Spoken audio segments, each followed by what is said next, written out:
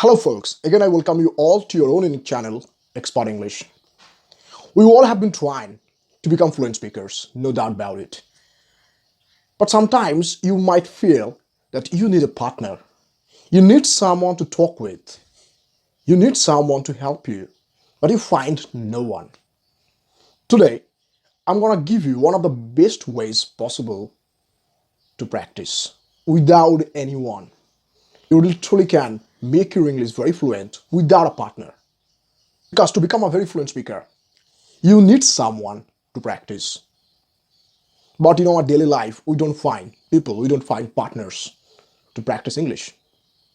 So it becomes a Herculean task for us to practice English because you know very well, without practicing, one can't be a very fluent speaker. Today, I'm going to give you one of the best ways possible to practice English without anyone. Hello guys, I'm Manik and I welcome you all to your own unique channel, Expert English. So you can see a glass of water with me. And you literally can practice English with a glass of water. You can talk to water and you can improve your English. Now it might sound a bit goofy, it might sound a bit crazy, but it is what it is. You can practice English, you can practice speaking with water. So I'm going to show you how you can practice and how you can be very confident while you're speaking. It's a process and you have to be in a process. So let's talk to water. Hey water, I'm here to connect with you. I'm here to connect your essence and the wisdom. I'm here to connect and feel your integrity. You have seen so much in your life. You have seen a lot of civilizations, ups and downs in your life. But still, how do you keep on flowing? How do you keep on moving? You have given a lot of things to all of us, to the entire mother world. But still, you're not being proud of it.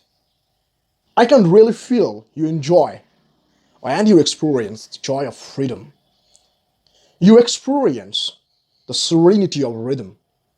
You experience the dance of life. You keep on moving and flowing and changing your stand. Still, you're not being proud of it. Hey, water, you have given a lot of things to us, and we are so much grateful to you. You teach the art of flexibility. You teach us how to adapt yourself according to the situation. Say, for example, if it's a glass, you take the shape of a glass. If it's a river, you take the shape of a river. If it's an ocean, you take the shape of ocean. You know how to be flexible enough in your life. And human beings must learn that from you. We know very well without you can't live, but still we have been polluting you. We have been cleaning you day by day. We know without you nothing is possible. We know very well that our bodies are made of you. But still we are polluting you, we are destroying you. I know when you take the shape of a monster, what you do. You take the shape of a tsunami. You destroy everything. We have recently seen what you did in Sikkim.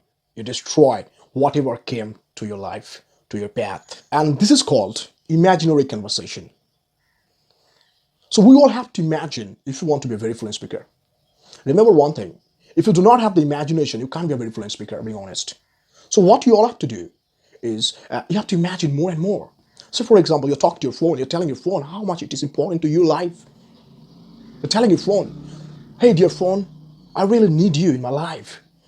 Whenever I want to talk to my dear parents, whenever I want to talk to my friends, buddies, my partner, you are the one who connects me with everybody.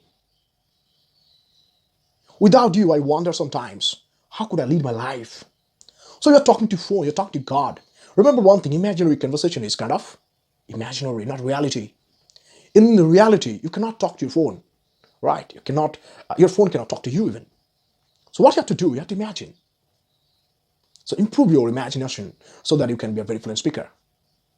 And you do not need any goddamn partner in your life to practice English. You can practice English with any non-living creature, any non-living product, any non-living thing, such as car, money. Is one of the best ways, I'm telling you, to practice English. So make sure you do it with a lot of things. You're talking to your kitchen, you're talking to your house, you're talking to God, or you're talking to a train, talking to a metro. There are so many things. Do it. I believe you'll improve your English.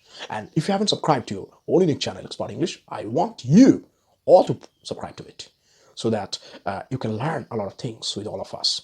I hope you do that.